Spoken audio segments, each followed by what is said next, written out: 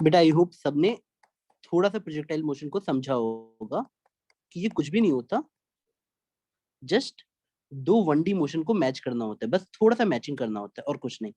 और उसके बाद आपको one question at a time करना होता है। आप एक बार ग्राउंड टू ग्राउंड वाला क्वेश्चन कर लीजिए, एक बार कोई दूसरा केस कर लीजिए।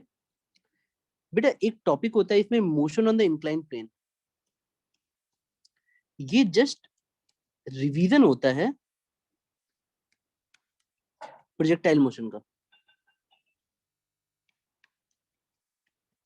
सब कुछ आपको सेम ही करना रहता है। इसका मतलब ऐसे समझो, जरा मैं एग्जांपल से समझाता हूँ। आप बेटा प्लीज डायग्राम बनाने में फोकस करना।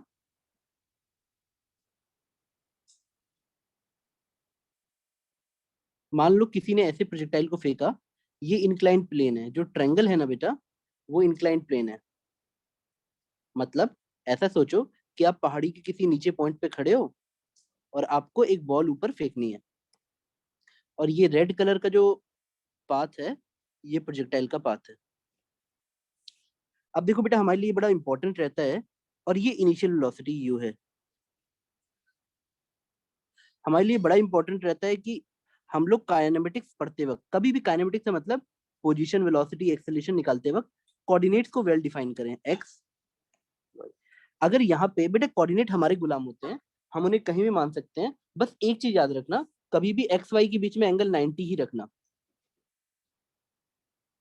उसके बाद मान लो तुमको ये वाला एंगल दिए रखा है अल्फा, और जैसे कि हम लोग वहां पे लेते थे इनिशियल वेलोसिटी और हॉरिजॉन्टल के बीच में एंगल, तो इस एंगल को जो कंप्लीट एंगल है, देखो बेटा ये तुम्हारी बॉल ऐसे फेंकी तुमने स्टार्टिंग में, और ये हॉरिजॉन्टल के साथ angle, that is called beta. तो अब देखो, मैंने तुमको बताया था कि हमेशा तुम्हें रिजॉल्विंग द वेक्टर पे कमांड होनी चाहिए, कि अगर ये आर है तो, और ये एंगल थीटा है, तो ये वाला पार्ट आर कॉस थीटा पास वाला, और दूर वाला आर साइन थीटा। देखो तुम पहाड़ पे भी चले जाओ, धरती अपना काम करना नहीं बंद करेगी, धरती तुम्हें हमेशा नीचे ही खींचेगी। एक्सेलरेशन इसी तरफ होगा जी, इसमें कोई चेंज नहीं आएगा। हमको अब जानना है कि मान लो एक बच्चे ने बॉल फेंकी यहां से, वो बॉल यहां पहुंची, तो ये मोशन कैसा दिखेगा, इमेजिन कैसे होगा। तो ये मोशन को जानने के लिए देखो बेटा, आप समझो ना, हर चीज चेंज हो जाएगी। अगर मैं यहाँ ओरिजिन बोलूं ग्राउंड पे, तो इस बार रेंज ये होगा ओ आर, इस बार ओ आर रेंज होगा। हर बार टेक्निक बिल्कुल वही रहेगी। कभी भी काइनेमेटिक्स को सॉल्व करना हो तो जिस डायरेक्शन में, जैसे सपोज तुम एक्स में मूव करना चाहते हो, वाई में मूव करना चाहते हो, दोनों में सबसे पहले ये निकालना सीखो, u x, u y, a x, a y. बड़ा सिंपल सा है बेटा। देखो अगर एक बच्चा ऐसा डायग्राम बना लेगा, थोड़ी सी मेहनत लगेगी एक्स और वाई के अलाउंग, तो उसको ये एक्स दिखेगा, ये वाई दिखेगा। उसको समझ आएगा कि ये जो इनिशियल वेलोसिटी है, और ये वाला जो एंगल बनेगा, ये वाला, वो बनेगा बीटा माइनस अल्फा। तो इनिशियल वेलोसिटी इन एक्स आ जाएगी यू कॉस थीटा टाइप का सोचो, तो you cos beta minus alpha, और यू वाई आ जाएगा इस तरफ यू साइन थीटा, यानी you sine beta minus alpha. और देखो बेटा, एक्सेलरेशन हमेशा नीचे की तरफ ही होता है, तो अगर तुम इस लाइन को एक्सटेंड करोगे तो तुम्हें कुछ बातें समझ आएंगी। देखो ये हुआ माइनस वाई, और ये हुआ माइनस एक्स। तुम लोगों को मैंने सिखाया था कि एंगल बिटवीन टू लाइंस, दो लाइंस के बीच में जो भी एंगल है, उनके परपेंडिकुलर्स के बीच में, उनके परपेंडिकुलर्स के बीच में भी सेम एंगल रहता है। सपोज ये L1 L2 लाइन है, और तुमने दोनों लाइंस पे परपेंडिकुलर P2 और, देखो बेटा तुमने L2 के ऊपर ये परपेंडिकुलर P2 बना दिया, और L1 पे ये P1 बना दिया, तो इनके बीच में भी एंगल वही रहेगा। तो जैसे ही तुम्हें ये बात समझ आई, तो तुमको समझ आएगा अच्छा सर, इस पॉइंट और इस पॉइंट के बीच में, इस पॉइंट और इस पॉइंट मतलब इन दोनों लाइंस के बीच में एंगल अल्फा है। तो जो तुम्हारा, देखो बेटा, जो ये वाला एंगल है अल्फा, ये इस लाइन के बीच में और इस लाइन के बीच में है, ठीक है। तो अगर अब मैं देखूं, इस लाइन पे हॉरिजॉन्टल पे वर्टिकल यानी acceleration due to gravity perpendicular है, और इस लाइन पे वाई वाला परपेंडिकुलर है, ये वाला, तो ये एंगल भी तुम्हारा अल्फा ही आ जाएगा। तो अब मैं जी के दो टुकड़े कर सकता हूँ, एक माइनस वाई की तरफ और एक इसकी तरफ। तो तुम बेटा मेरा प्यार से देख लेना, जैसे ही तुम जी के टुकड़े करते हो ना, जी तुम्हें दो पार्ट्स में मिल जाता है। इस तरफ मिल जाएगा जी कॉस अल्फा, इस तरफ मिल जाएगा जी कॉस अल्फा, और ये माइनस डायरेक्शन में है इसलिए माइनस लिख दिया। उसी तरह यहां मिल जाएगा जी साइन बीटा, मतलब जी साइन अल्फा, सॉरी। अरे बेटा देखो, बस मेरे को जैसे ही पता लगा ना कि ये एंगल अल्फा है, ये वाला, तो मैंने जी के दो टुकड़े कर दिए, एक इधर वाला और एक इधर वाला। बस तुम डरे बिना ये सोचो कि हमको एक्सेलरेशन इन वाई मिल गया माइनस जी कॉस अल्फा, और एक्सेलरेशन इन एक्स मिल गया माइनस जी साइन अल्फा। सबसे पहले यही काम हम लोग करते हैं। तुम बेटा पहले ये डायग्राम बनाना शुरू करो। जैसे ही डायग्राम बने, टेक योर टाइम। अगर तुमको ये सारे डायग्राम अलग अलग बनाने पड़े तो अलग अलग बनाना, मतलब अपने दिमाग में एक ऐसा एक्स बनाना, एक ऐसा वाई बनाना, और सोचना जी ऐसे है। फिर जी को ऐसे लिखना तुम जानबूझ के कि सर ये एंगल अल्फा है, तो ये आ गया मेरा जी कॉस अल्फा, और ये आ गया जी साइन अल्फा। ये सब लिखना तुम अपने हिसाब से बेटा। डायग्राम ये वाला बनाना जरूर, एक्सेलरेशन के लिए और ये वेलोसिटी के लिए, ताकि तुम्हें समझ आए। बेटा जैसे ही इतना होता है आप मुझे बोल के बता दो या चैट पे बता दो कि आपका इतना हो गया है, फिर मैं नेक्स्ट पेज पे आता हूँ बेटा। इसको यूज कैसे करते हैं समझेंगे। और डोंट वरी बेटा, मैं आपको इसको पीडीएफ फॉर्म में भी शेयर करूंगा, तो आप इसे पढ़ भी पाओगे। अगर नोट्स बनाने में दिक्कत आ रही है तो आप मुझसे बताना बेटा। हाँ बेटा, वेरी गुड बेटा। चलो अब देखते हैं इसको कैसे सॉल्व किया जाए। आपका सबसे बड़ा हथियार यही है। जब भी तुमको प्रोजेक्टाइल समझ आएगा या 2D समझ आएगा, यही तुम्हारा हथियार है कि दोनों को सिर्फ टाइम से कनेक्ट करना है। एक्स अलग होना चाहिए, वाई अलग होना चाहिए।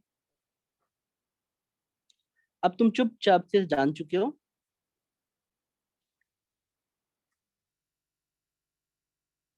ये एंगल अल्फा है, ये एंगल बीटा है,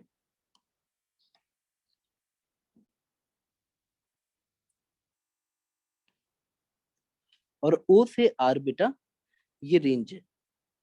तुम्हारे पास सब कुछ तैयार है। यूएक्स कितना है, और बेटा एक्स एक्सिस ये है, प्लीज थोड़ा ध्यान रखना बेटा। एक्स एक्सिस और वाई एक्सिस का ख्याल अपने दिमाग में अच्छे से रखना। यूएक्स तुम्हें पता है, u cos beta minus alpha. U y था u sine beta minus alpha. X था तुम्हारा माइनस जी साइन अल्फा, और ए वाई था तुम्हारा माइनस जी कॉस अल्फा। अब देखो बेटा, अगर तुमको कोऑर्डिनेट की समझ है तो मैं मान लो यहाँ 0 0 बोल रहा हूँ, तो बेटा यहाँ के कोऑर्डिनेट क्या होंगे, एक्स में आर और वाई में 0। देखो वाई एक्सिस तो 0 ही होगा ना बेटा, एक्स एक्सिस की लाइन पे वाई एक्सिस हमेशा 0 होता है। तो एक बच्चा अगर डिस्प्लेसमेंट इन वाई पढ़ा, उसे टाइम ऑफ फ्लाइट निकालना है, कितनी देर पार्टिकल हवा में रहा, तो वो आराम से सोचेगा टाइम ऑफ फ्लाइट का मतलब, चलो देख लेते हैं डिस्प्लेसमेंट इन वाई कितना है। Final position minus initial position, देखो फाइनल इनिशियल, बट ये होना चाहिए u y t plus half a y t square. देखो बेटा अब तक कोई भी ना इसमें हमने टफ मैथमेटिक्स नहीं लगाई है, और इसमें बहुत टफ नहीं पूछा जाता। इंक्लाइंड प्लेन पे बड़े बेसिक क्वेश्चन आते हैं, क्योंकि वो ऑलरेडी मानते हैं कि ये टफ केस है। तो इस पे आपको बड़ा बेसिक सवाल पूछा जाएगा, बहुत बेसिक सा। आपने जैसे ही इस इक्वेशन को पुट किया, टी कॉमन निकाला बेटा, आपको मिलेगा u y plus half a y t, और ये बेटा 0 के बराबर हुआ। तो ये टर्म हमारा डेफिनेटली जीरो होगा, क्योंकि टाइम जीरो नहीं हो सकता। दो चीजों का प्रोडक्ट अगर जीरो हो रहा है, तो इससे आपने देखा कि अगर जो बच्चा लास्ट क्लास में डेरिवेशन कर रहा था, उसको बार बार टाइम ऑफ फ्लाइट एक ही चीज मिल रहा है। देखो, टाइम ऑफ फ्लाइट यही पिछली बार भी आया था जब नॉर्मल आपने ग्राउंड वाला निकाला था। आपको बस वैल्यू पुट कर देनी है, -2 ui की जगह आप पुट कर दोगे u sign beta minus alpha upon ay की जगह -g cos अल्फा। तो आपका टाइम ऑफ फ्लाइट निकल के आ गया बेटा। देखो, आपका टाइम ऑफ फ्लाइट बड़ी आसानी से निकल के आ गया।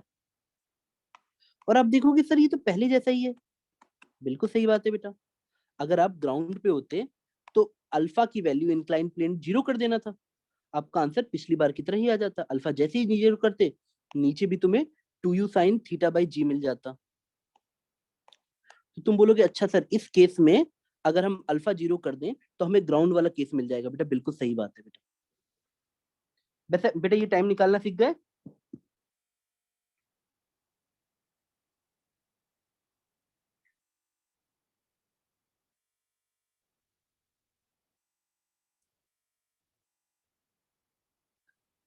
कोई डाउट बेटा यहाँ पे जल्दी बता दो, फिर मैं मूव करता हूँ।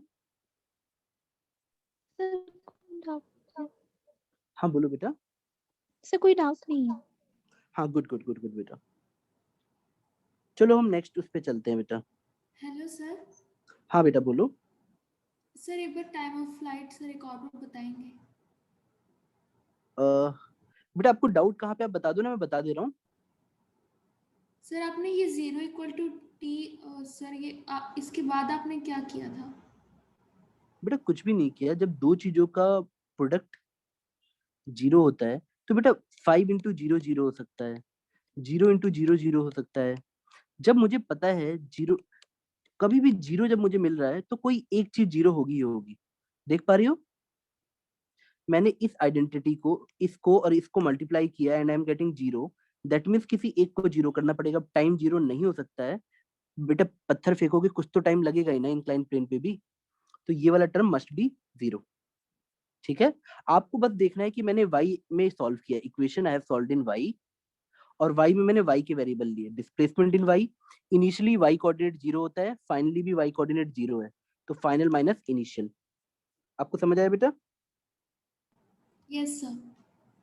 बेटा देखो ये बिल्कुल पहले की तरह ही है, कोई इसमें नया टर्म नहीं आया है।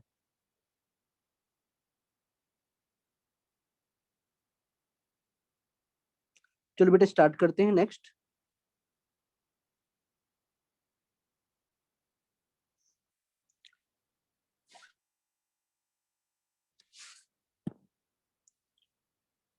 अब देखो मान लो कोई तुमसे पूछता है कि सर हमको ये देखना है कि टाइम ऑफ फ्लाइट तो हमने निकाल लिया, अब मुझे रेंज निकालनी है। Range is a very conceptual thing. जैसे तुम्हें ये रेंज निकालनी है, कैसे करोगे? रेंज का मतलब देखो, अपने दिमाग में कॉन्फिडेंस में सोचो। 0 0 बेटा, तुम्हारा दिमाग अगर तुम्हें वाई और एक्स सोचने में मजबूर कर देता है तो तुम क्वेश्चन कर ले जाओगे। देखो हमको पता है कि ये एंगल बीटा है और ये एंगल अल्फा है, और तुमसे रेंज पूछा गया है। रेंज यानी आपको डिस्प्लेसमेंट इन एक्स निकालना है। अगर आप कॉपी पेन पे सारे यूएक्स यूआई एक्स एवाई लिख रहे हो तो displacement in x will be very simple, ux t where t is time of flight, half ax t square। कुछ नहीं बेटा, बस तुम्हें x में सॉल्व कर देना है। ut plus half t square ही लिखा है। अब बस डिस्प्लेसमेंट इन x को तुम ऐसे लिखोगे, फाइनल r है और इनिशियल जीरो था, यानी r minus zero equal to ux को तुम्हें पता है। हमने बेटा ux कितना लिया था?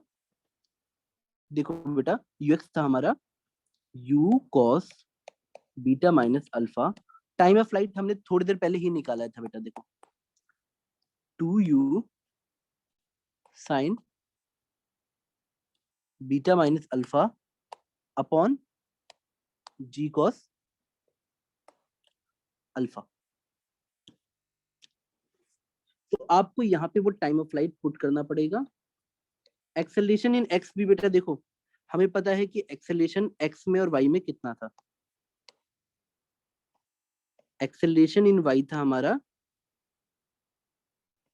-g cos अल्फा और एक्सेलेरेशन इन एक्स था हमारा माइनस जी साइन अल्फा। तो मैं एक्सेलेरेशन इन एक्स की जगह पुट कर दूंगा half minus g sine alpha into t square. बेटा क्या यहां तक तुम लोग साथ में हो? देखो बेटा इसके बाद वैल्यू पुटिंग है, थोड़ा थोड़ा लंबा जाएगा, आपको कुछ आइडेंटिटी पता होनी चाहिए।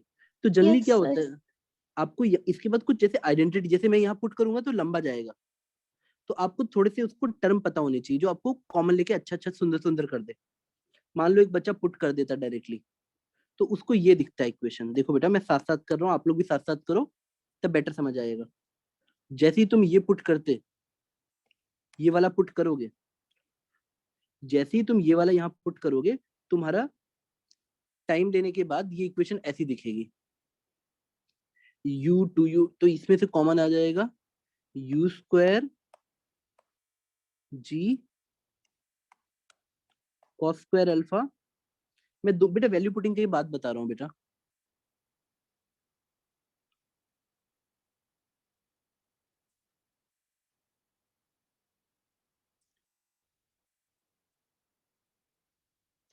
cos beta minus alpha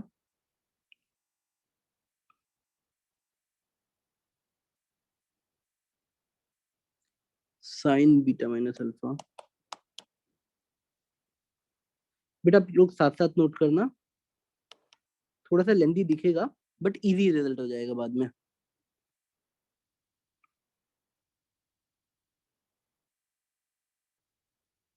into cos alpha minus sine alpha into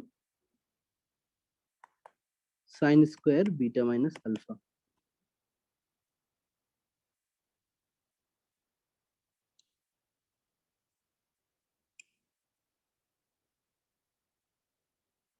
बेटा यहाँ तक देख पा रहे हो आप?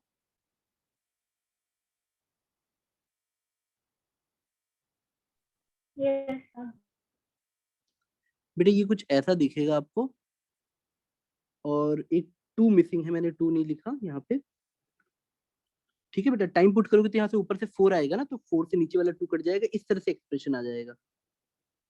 एक बार फिर भी एक बार आप चेक कर लेना बेटा कैलकुलेशन एरर के लिए। फिर भी मैं एक बार देख लेता हूँ, cos beta minus alpha sine beta minus alpha into cos alpha, हाँ -2 sign alpha into sine square. हाँ बेटा यहाँ तक एक्सप्रेशन सही है, और मैंने कुछ नहीं किया, सिर्फ टाइम की वैल्यू पुट की है।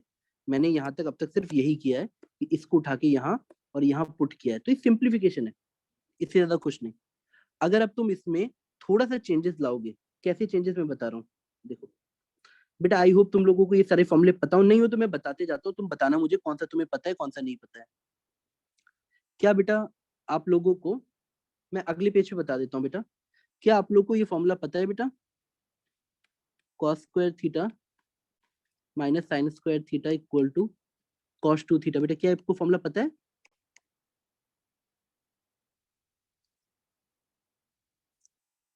बेटा आपको साइन 2 थीटा और कॉस 2 थीटा वाले फॉर्मूले पता होने चाहिए। आप मुझे बताना आपको ये याद हुआ कि नहीं। कोई बात नहीं बेटा, ये बहुत लिमिटेड है, स्टार्टिंग में सब डरावना डरावना दिखता है, आखिरी में पता चलता है गिन के 5 ही थे और हम लोग फालतू में डर रहे थे। क्या बेटा ये दोनों फॉर्मूले आपको पता है? ये लास्ट बार भी बताया था लास्ट क्लास में। The second वाला पता था. अच्छा ये फर्स्ट वाला भी नोट कर लिया।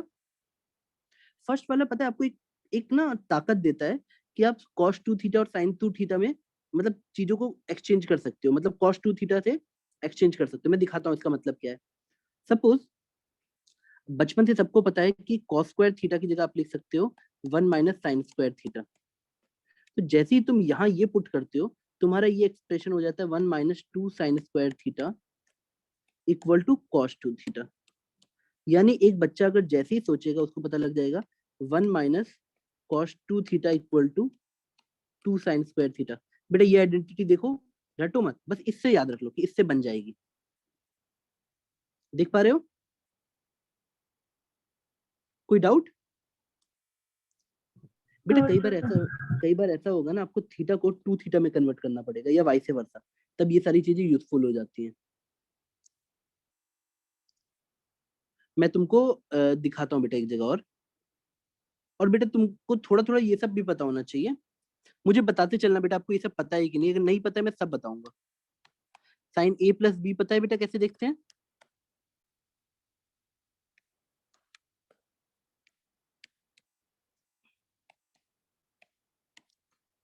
ये बहुत इजी होता है बेटा। Sign A minus B sign A cos B minus cos A sine B. क्या एक दिन में एक फॉर्मूला सीख सकते हो बेटा? जैसे तुमने ये वाला सेकंड वाला आपको आता था, फर्स्ट वाला आपने आज सीखा, और ये कल के लिए हर दिन तुम एक फॉर्मूला सीख सकते हो ना बेटा? Yes, sir. ठीक है बेटा। और डोंट वरी बेटा, ये इतनी बार रिपीट होंगे कि धीरे धीरे आपको याद होने लगेंगे। अब मैं पिछले पेज पे वापस आता हूँ। पिछले पेज पे देखो बेटा, मेरे पास 2 था और साइन स्क्वायर थीटा था। तो 2 साइन स्क्वायर थीटा को आप क्या लिख सकते हो? आपने जस्ट देखा बेटा, 2 साइन स्क्वायर थीटा को आप लिख सकते हो 1 माइनस कॉस 2 थीटा। तो मैं इस 2 साइन स्क्वायर थीटा की जगह पुट कर दूंगा 1 माइनस कॉस 2 थीटा, और यहाँ पे देख लो बेटा, थीटा बीटा माइनस अल्फा है। कंपैरिजन करो, 2 साइन स्क्वायर थीटा, यहाँ पे थीटा मिल बीटा माइनस अल्फा है, तो मैं उसकी जगह लिख दूंगा 1 माइनस कॉस 2 थीटा। बेटा यहाँ तक बात समझ आ रही है? तो ये एक्सप्रेशन जैसे ही तुम यहाँ पे ये फॉर्मूला पुट करोगे तो तुम्हें ये एक्सप्रेशन ऐसा मिल जाएगा। इस टर्म को थोड़ा सा अपने दिमाग में ऐसे रखो, r equal to u square g cos square alpha upon ये पूरा term as it is 2 cos beta minus alpha sine beta minus alpha cos alpha, और इसकी जगह आ जाएगा, देखो बेटा बस मैंने उसकी जगह 1 minus cos 2 beta minus alpha लिखना है, और एक इंटू साइन अल्फा और है, तो मेरा आ गया minus sine alpha 1 minus cos 2 beta minus alpha, एक ब्रैकेट फिर एक और ब्रैकेट, यहां तक आ जाएगा। देख पा रहे हो बेटा? अब बेटा पॉइंट सिर्फ इतना सा है ना कि एक बच्चा इसमें से एक पैटर्न देख लेगा, वो बोलेगा सर अगर मैं इसको एक्सपेंड करता हूं तो मुझे एक टर्म मिलता है। बेटा मैं नेक्स्ट पेज पे इसको लिखता हूँ क्योंकि थोड़ा सा एक ही जगह हो गया है। देखो हम लोग यहाँ तक पहुंच चुके हैं कि आर की वैल्यू इतनी आ चुकी है, u square g cos square alpha, ये मैं तेजी से लिखता हूँ बेटा, sine 2 beta minus alpha into cos alpha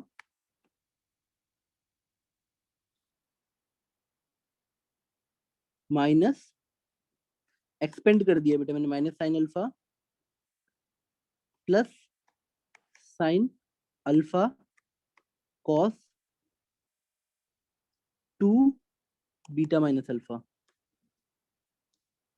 मैं यहां तक आ गया। अब मुझे दिखता है साइन ए कॉस बी, और यहां मुझे मिला कॉस ए साइन बी। मैंने थोड़ी देर पहले लिखा था कि साइन ए, ये एंगल ए है बेटा, ए, और ये बी एंगल है, तो मुझे यहाँ पे मिल जाएगा एक आइडेंटिटी लगाने से साइन ए प्लस बी। डरो मत बेटा, आपको इतना नहीं जानना है, बस एक रिजल्ट सुंदर बन जाए। आप वहीं पे भी आंसर छोड़ दोगे वो सही है, अगर आप वहां पे भी आर को छोड़ देते हो तो भी आंसर सही है। अगर एक बच्चा यहाँ पहुंच जाता है तो उसको एक तरह से स्टैंडर्ड रिजल्ट याद रहेगा, जो एग्जाम में आपका टाइम बचाएगा। देखो ये बना ए और ये बना बी, साइन ए कॉस बी, साइन ए कॉस बी, बी मतलब अल्फा यहाँ पे, और तुरंत ये वाला पार्ट बन जा रहा है। हाँ सर, हाँ सर, हाँ सर, ये देखिए सर, ये हमें मिल जा रहा है साइन बी कॉस ए। तो आप इन दोनों में एंगल ऐड करके लिख दोगे, और जैसे ही तुम लिख के लिखोगे तुम्हारा रेंज का फॉर्मूला छोटा हो जाएगा और ये ऐसे आ जाएगा u square g cos square alpha into sine. बेटा आपको बस a प्लस बी कर देना है। देखो ये a है और ये b, दोनों को ऐड करो, you will gate 2 beta minus alpha minus sine alpha. This is your result, range का फॉर्मूला। आपको इतना मिनिमम दिमाग में रखना है। अगर नहीं रख पा रहे हो तो बस आर तक कर लो एटलीस्ट, जो हमने आर की डेरिवेशन स्टार्ट की थी ना। नोट हो गया बेटा?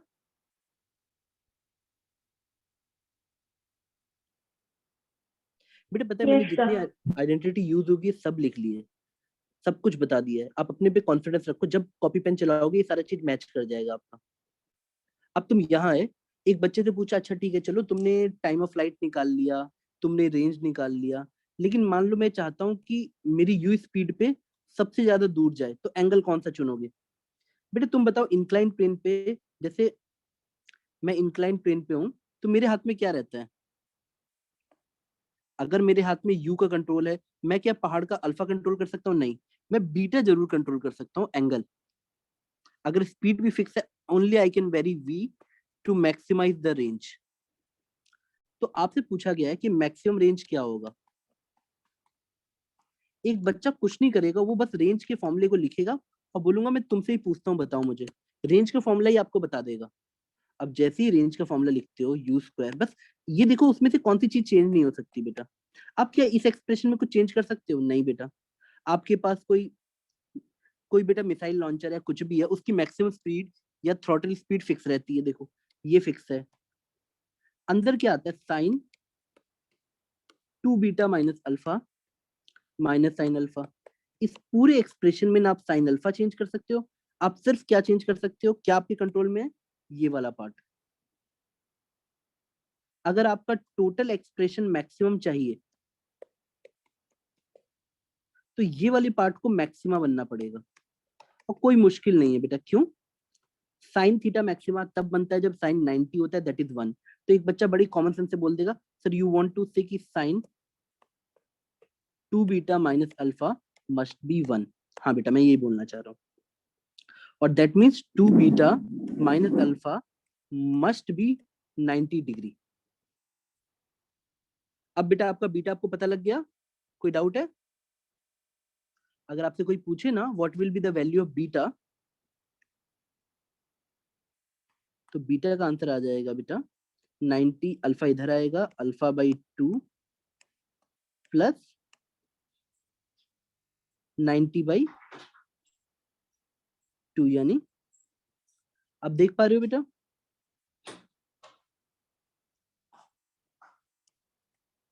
क्या ये चीज समझ आ रही है? अगर मैं पाई को 180 डिग्री बोल दे रहा हूँ, या आप बीटा को ऐसे याद कर लो जैसे तुम्हें याद हो, अल्फा बाई 2 प्लस 45 डिग्री। क्या ये एक्सप्रेशन याद हुआ बेटा? कोई डाउट बेटा? इस पे मैक्सिमम रेंज मिलेगी, और आर मैक्स कितना होगा? R max is nothing but sine, इसको 1 पुट कर दो यहाँ पे, you will get R max, यानी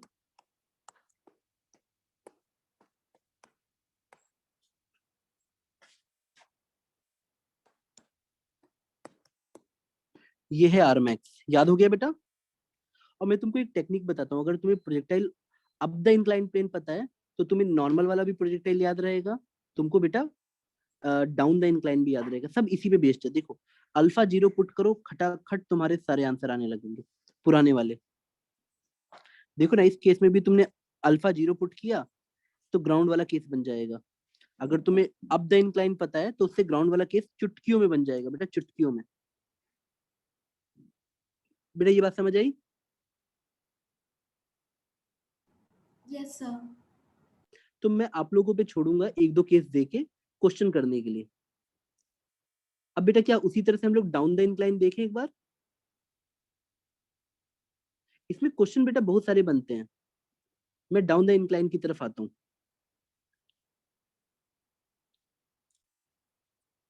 डाउन द इंक्लाइन में ऐसे सोचो कि आप किसी पहाड़ पे हो और किसी ने बोला यहां से ऊपर पे खड़े होके पत्थर फेंको। आपने क्या देखा?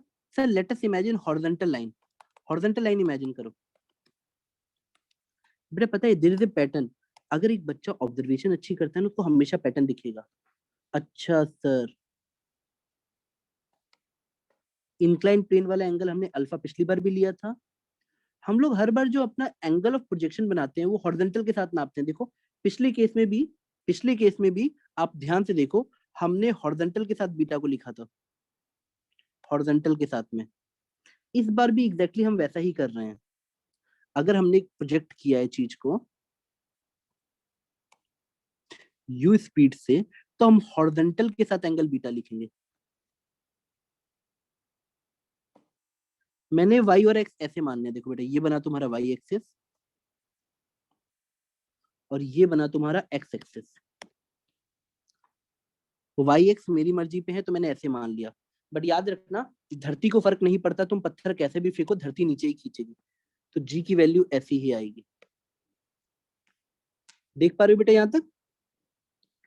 अब जैसे ही तुम यहाँ तक देख पा रहे हो तो तुरंत तुम्हारा दिमाग काम करना चाहिए कि सर तो टेक्निकली इस बार मेरा x के साथ जो एंगल बनेगा, देखो u और हॉरिजॉन्टल के बीच में एंगल देखो, that will be alpha plus beta. अगर आप ये बात समझ पाए कि x एक्सिस ऐसे है और u ये एंगल बना रही है अल्फा प्लस बीटा, तो मेरे लिए बड़ा आसान हो जाएगा आपको ui निकाल के देना और ux निकाल के देना। क्या बेटा यहाँ तक तुम लोग साथ में हो?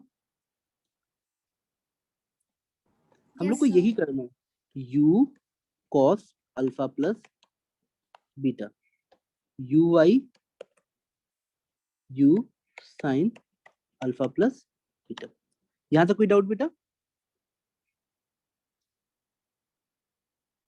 अब बेटा यहाँ पे ये एंगल हमारा अल्फा है, देख पा रहे हो?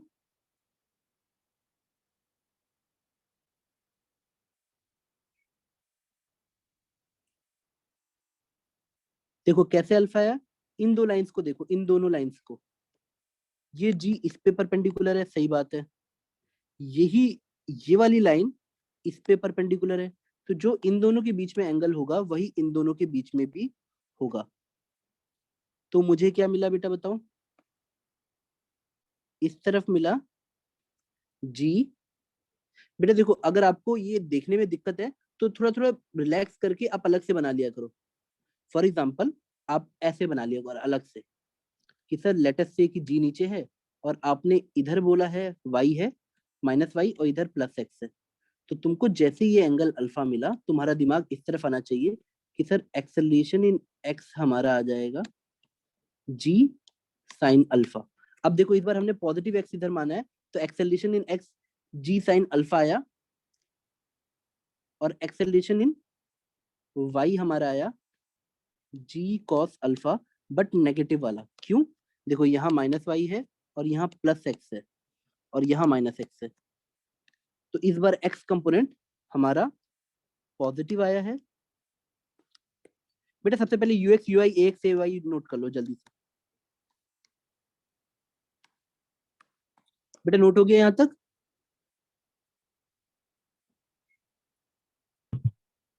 सर एक मिनट। हाँ, अब मैं तुम्हें ट्रिक बताता हूँ कि कैसे करते हैं इसमें। तुमको बस याद रखना है कि तुम्हारा एंगल तुमने डेरिवेशन के समय क्या माना है। बीटा हमने हॉरिजॉन्टल के साथ एंगल लिया है फर्स्ट केस में, सेकंड केस में, थर्ड केस में, तीनों बार हमने कंसिस्टेंसी मेंटेन की है। Beta is always angle with horizontal. बेटा मैं सारे बच्चों से उम्मीद करता हूँ हॉरिजॉन्टल मतलब उनको पता हो, वर्टिकल मतलब उनको पता हो।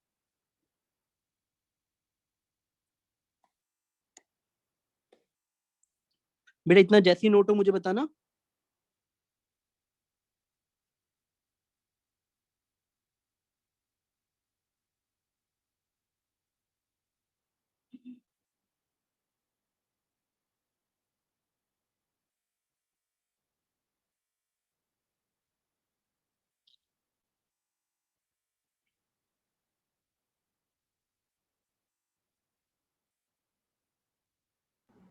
सर हो गया।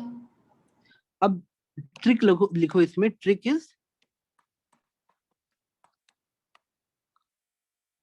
तुम सारे एक्सप्रेशन जो डिराइव किए हो तुम अब द इंक्लाइन प्लेन को देखना। अब द इंक्लाइन प्लेन को देख के जो भी एक्सप्रेशन तुमने डिराइव किया है, जो भी जहां भी, सपोज मैं एग्जांपल से समझाता हूँ, ये वाला है, इसमें बस जहां जहां अल्फा लिखा है उसकी जगह माइनस अल्फा लिख दो, हर केस में, चाहे टाइम ऑफ फ्लाइट हो चाहे रेंज हो।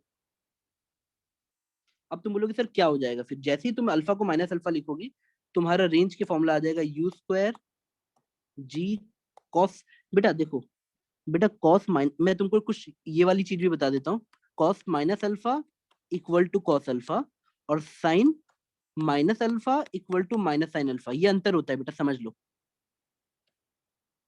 नोट कर लिया? कॉस थीटा नेगेटिव पुट करो थीटा को तो भी पॉजिटिव ही रहेगा, और ये बात तुम ग्राफ पे भी इमेजिन कर सकते हो बेटा, कभी भी बना के। अगर तुमको ना, बेटा देखो एक बच्चा अलग अलग वे में सीखता है, एक बच्चा ऐसे है, उसको मैं बोलूँ देखो बेटा, ये देखो, मैं उसको बोलूँ यहाँ पे देखो 30 डिग्री जाओगे और माइनस 30 डिग्री जाओगे, दोनों में कॉस थीटा की वैल्यू वही है, तो बच्चा बोल देता है अच्छा हाँ sir cos minus 30 equal to cos 30। एक बच्चा ग्राफ में साइन को देखा, उसको दिखा अच्छा सर ऐसे जाता है ऐसे, तो उसको बोलूंगा बेटा प्लस थीटा माइनस थीटा दोनों अपोजिट इन साइन होंगे, वो बोलेगा हाँ सर प्लस 30 डिग्री और माइनस 30 डिग्री में, माइनस 30 डिग्री मतलब नेगेटिव और प्लस 30 डिग्री मतलब पॉजिटिव, मतलब दोनों साइन चेंज हो जाएगा, sine minus theta equal to sine theta का नेगेटिव, तो बच्चा कर ले जाएगा। क्या ये बात समझ आ गई बेटा? हम कॉस थीटा और साइन थीटा में ये आइडेंटिटी याद रखते हैं हमेशा के लिए।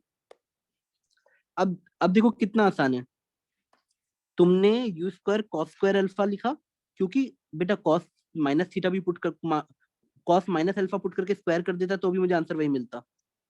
अंदर देखो, अल्फा की जगह मैं माइनस अल्फा पुट करूंगा तो ये साइन 2 बीटा प्लस अल्फा हो जाएगा, और यहाँ पे मैंने माइनस अल्फा की जगह माइनस अल्फा पुट किया तो मुझे एक माइनस साइन और लगाना पड़ेगा, that will make it sine alpha. क्या यहाँ तक तुम साथ में हो?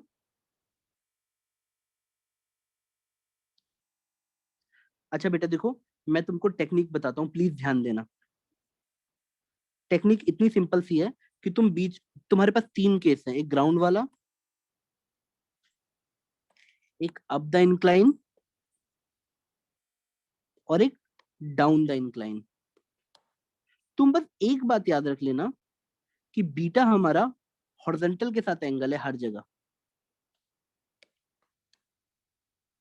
और अल्फा हमारा इंक्लाइन प्लेन का एंगल है। यहाँ पे हम ऐसे नाप रहे हैं और यहाँ पे हम उसका उल्टा नापते हैं, तो इसलिए माइनस अल्फा ले लेते हैं डाउन द इंक्लाइन में। तुम इसके हर एक रिजल्ट में, तुमको इसका रिजल्ट याद है, यहाँ से तुम्हें नॉर्मल वाला केस चाहिए, तुमको अगर ये वाला केस पता है, सपोज बेटा मैं ट्रिक की तरह बता रहा हूँ, तुमको बीच वाला केस पता है, तुमको इससे नॉर्मल वाला केस चाहिए, पुट अल्फा इक्वल टू 0। अगर तुम्हें अप द इंक्लाइन पता है, put alpha equal to minus alpha, तुमको डाउन द इंक्लाइन का हर एक फॉर्मूला पता लग जाएगा, चाहे वो टाइम ऑफ फ्लाइट हो, चाहे जो भी तुम्हें पता करना है सब पता लग जाएगा बेटा। क्या तुम्हें याद रहेगा ये?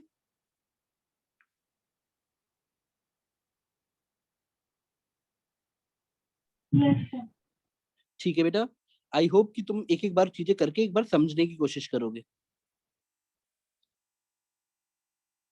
इसमें भी एक केस वो लोग ज्यादा पूछते हैं, वो केस ये बच्चों वाला होता है। देखो एक डाउन द इंक्लाइन में वो लोग ऐसे देते हैं कि एक पार्टिकल को ऐसे लॉन्च किया गया है यू स्पीड से, और ये एंगल अल्फा है, तो तुम ये रेंज निकालो वो कहाँ गिरेगा। बेटा कोई बच्चा निकाल सकता है, क्वेश्चन सॉल्व कर सकता है? आइडेंटिफाई करो इसमें बीटा कितना है, बीटा की वैल्यू कितनी है बेटा? बीटा किसके साथ एंगल होता था? आपने बॉल जो प्रोजेक्ट किया हॉरिजॉन्टल के साथ में, देखो ये हॉरिजॉन्टल लाइन ही तो है, तो बीटा की वैल्यू कितनी मिल गई? पिछले एक्सप्रेशन में बीटा विल बिकम 0। जी। बस बेटा आंसर आ जाएगा। रेंज की वैल्यू बताओ कितनी आई?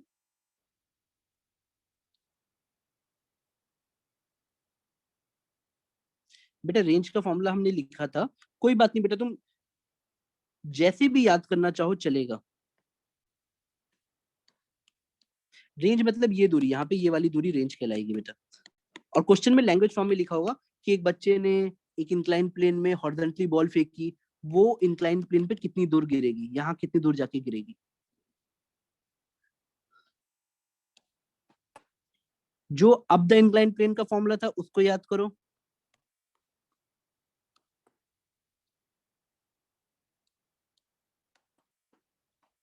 फॉर्मूले में बस अल्फा को माइनस अल्फा पुट कर दो, तुम्हारा आंसर आ गया, और बीटा को 0। इस केस के हिसाब से बीटा 0 है, तुम्हारा आंसर हो जाएगा u square g cos square alpha, beta 0 है, तुम्हारा कितना हो गया बेटा बताओ? अल्फा की जगह माइनस अल्फा पुट करोगे तो ये साइन अल्फा, और अल्फा की जगह माइनस अल्फा, तो यानी 2 साइन अल्फा अंदर आ गया। देख पा रहे हो?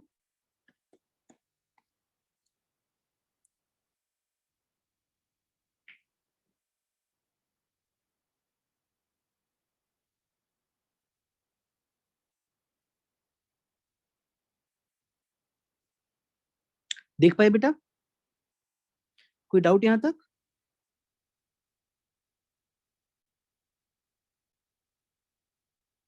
बेटा आपको ये समझ आया?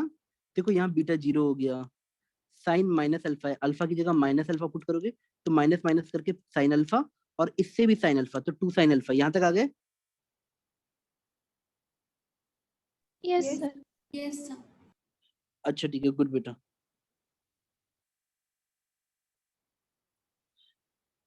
तो बेटा ये आप पे डिपेंड करेगा कि आप कितनी जल्दी, देखो किसी बच्चे के लिए एग्जाम में ये एक लाइन का क्वेश्चन होगा डायरेक्टली, क्योंकि उसको बीटा और अल्फा पता है, और उसको पता है कि मेन केस होता है अप द इंक्लाइन, वो उससे ग्राउंड वाले केस पे भी जा सकता है, वो उससे डाउन द इंक्लाइन भी जा सकता है, बस उसको तरीका पता होना चाहिए कैसे कन्वर्ट करते हैं। ठीक है बेटा, नेक्स्ट केस पे चलते हैं, आ जाओ। सर हाँ बेटा बोलो। सर आपने डाउन इंक्लाइन का रेंज कैसे निकाला? बेटा मुझे डाउन द इंक्लाइन बोलो, क्या बोल रही हो? सर डाउन द इंक्लाइन आपने उसका रेंज कैसे निकाला? अच्छा मैं बता तो रहा हूँ बेटा, देखो मैंने आपको बताया, आपने कहाँ पे आपको समझ आया था? यहाँ तक समझ आया था, अप द इंक्लाइन तक? हाँ सर, सर आपने जब अल्फा से माइनस अल्फा जब कन्वर्ट किया था सर वहाँ। अच्छा अच्छा अच्छा, मैं हेल्प करता हूँ बेटा, रुको। देखो अब अपने दिमाग में ऐसा सोचो कि हम लोग यहाँ पे हैं, ठीक है, मान लो इस एक्सप्रेशन पे ही है। हाँ बेटा, जैसे मान लो मैं अल्फा की जगह माइनस अल्फा लिखूंगा, तो स्टेप बाय स्टेप सोचो। ब्रैकेट जित बेटा कभी भी ना दिक्कत है ना, खूब सारे ब्रैकेट लगाया करो, ब्रैकेट आपको हेल्प करते हैं बेटा, चाहे तो दिमाग में लगाओ, साइन 2 बीटा, माइनस साइन है, अब तुम अल्फा की जगह फिर से माइनस अल्फा लिखोगे, तो बेटा बताओ साइन 2 बीटा प्लस अल्फा नहीं हो जाएगा? हाँ और एक माइनस साइन अल्फा लिखा हुआ है, तुम इसकी जगह अल्फा, अब तुम देखो एक माइनस साइन अल्फा है, माइनस साइन अल्फा, अल्फा की जगह बस पुट करना है माइनस अल्फा। अब बताओ, तुमको मैंने लिखवाया है sine minus alpha equal to minus sine alpha, यानी मैं फिर से साइन माइनस अल्फा की जगह पुट करूंगा माइनस साइन अल्फा, एक माइनस पहले से था, और इस एक्सप्रेशन की जगह मैं पुट करूंगा माइनस साइन अल्फा, तो ये माइनस माइनस से लेके फिर प्लस हो जाएगा। अब यहाँ तक समझ आया? हाँ तो बेटा बस एग्जैक्टली वही किया है कि जब हम लोगों ने एक स्पेशल केस सॉल्व किया, तो मुझे एक बार बीटा 0 मिल गया, और मैंने अल्फा के टर्म्स में पुट कर दिया इस वाले में। तुम डायरेक्टली चाहो तो ये वाला फॉर्मूला यूज कर लो, देखो मैं तुम पे छोड़ रहा हूँ बेटा, तुम चाहो तो अलग अलग पढ़ सकते हो सबको, तुम बोलोगे नहीं सर हमारे केस अलग अलग पढ़ेंगे, बेटा तुम्हारी मर्जी है, लेकिन बस मेरा मतलब यही है कि अगर तुमको शॉर्टकट पता है, देखो ना इस तरह से पढ़ने में कितना फायदा है। आप हर एक केस देखो बेटा, कैलकुलेशन एरर आज हो सकता है कुछ भी, अगर आपको ये वाला केस समझ आ गया है, दिस केस, तो आपके लिए लाइफ कितनी सुंदर है। आपको डाउन द इंक्लाइन जाना है, बस याद रखो अल्फा को माइनस अल्फा कर देना है, आपको normal ground to ground solve करना है, आपको अल्फा को 0 करना पड़ेगा, बस सारे रिजल्ट मैच कर जाएंगे हर एक केस के लिए। तो क्यों ना एक बच्चा इस वाले केस की प्रैक्टिस ज्यादा कर ले, उसको कभी दिक्कत ही नहीं आएगी दोनों तरफ मूव करने के लिए। बेटा बात समझ आई? ठीक है बेटा। अच्छा एक क्वेश्चन बेटा बार बार रिपीट होता है, मैं कोशिश करता हूँ आपको समझाने के लिए। देखो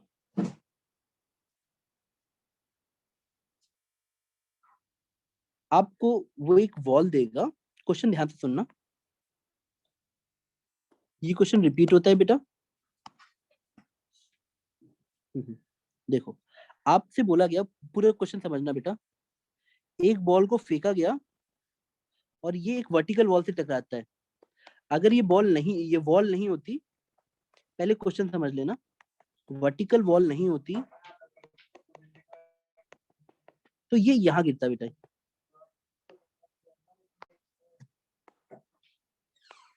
मतलब एक नॉर्मल केस है, एक दीवार बीच में नहीं आती तो रेंज यहां तक थी। क्या तुम्हें क्वेश्चन लैंग्वेज समझ आ रही है? पर दीवार आ जाती है तो ये ऐसे गिरता है।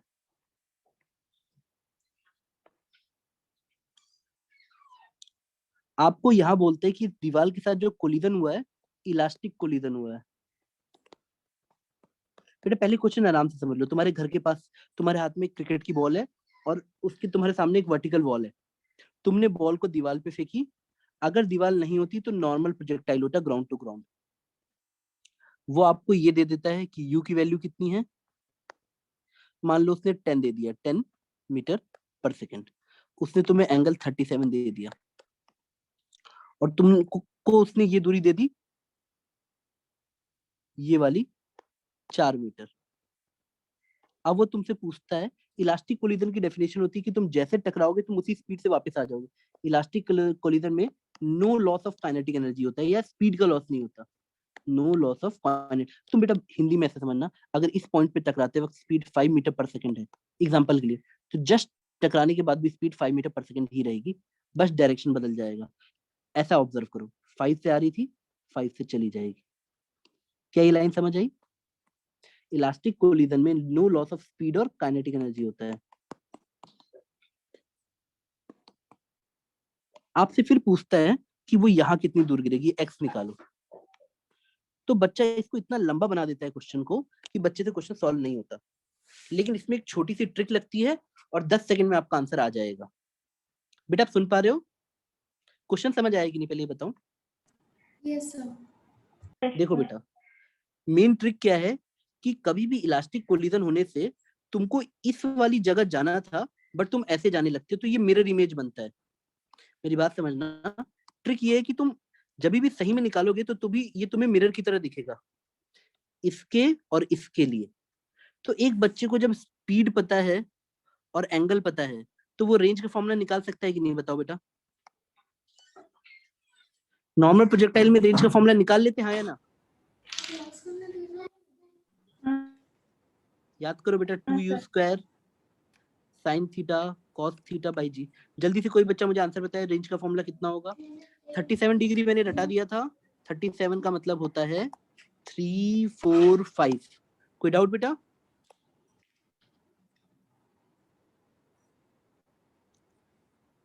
तो एक बच्चा वैल्यू पुट कर लेता कि सर 2u² का मतलब 100, साइन 37 बेटा 3/5, कॉस 37 4/5, 3/5 इंटू 4/5 लिख लेता, अपॉन जी को 10 ले लो बेटा। तो एक ऐसे कट जाता और एक 5 तुम्हारे यहाँ से ऐसे कट जाता, यहाँ बचता 2। तो रेंज की वैल्यू आ जाती 2 2 जा 4, 4 3 जा 12, 12 4 जा 48, 9.6। अब देखो बेटा करना क्या रहता, एक बच्चा बोलता सर मुझे रेंज पता है और मुझे ये भी पता है कि ये दूरी 4 मीटर है, तो जरूर 4 + x मेरा रेंज के बराबर आता। तो एक बच्चे के लिए देखो कितना इजी हो जाता, 4 + x = रेंज। अब उसे रेंज पता है तो उसको x पता लग गया कि नहीं बेटा? r - 4, यानी आपका आंसर आ जाता 9.6 - 4, यानी x की वैल्यू आ जाती 5.6। समझ गए बेटा? हो जाता क्वेश्चन। सोचो ना, आपको पूरा क्वेश्चन ये ऐसे एक लाइन में सॉल्व होता। किसी बच्चे को देखता अच्छा मिरर इमेज, तो टोटल रेंज होती कितनी, इतनी होती। तो तुम बोलते रेंज मतलब 4 + x। देखो तुम जैसे ही रेंज को 4 + x लिखते, रेंज तुम्हें पता है फॉर्मूले से, खत्म बेटा। तुमको ये डिस्टेंस 4 दिया ही हुआ है, कर लोगे क्वेश्चन ये वाला? Yes sir. बेटा मैं तुम लोग को एक छोटे मोटे कुछ क्वेश्चन देके चेक करूं? चलो मैं एक और क्वेश्चन कराता हूँ जो अच्छा होता है। बेटा देखो ये सब ट्रिक्स वाले क्वेश्चन है, तो ये अगर लेंदी करोगे तो टाइम लग सकता है, लेकिन अगर ट्रिक से करोगे तो इजी लगेगा। एक और क्वेश्चन देता हूँ, देखो कॉन्सेप्ट क्या रहेगा इसमें। कॉन्सेप्ट ऐसे रहता है, ड्यूरिंग सेम एक्सेलरेशन, जब भी एक्सेलरेशन सेम रहता है, there is no changes related. अब बस कॉन्सेप्ट लिखना, मैं मतलब समझाता हूँ। There is no change in relative velocity. अब इतना भारी भारी लैंग्वेज लिखने से अच्छा मैं तुम्हें समझाता हूँ।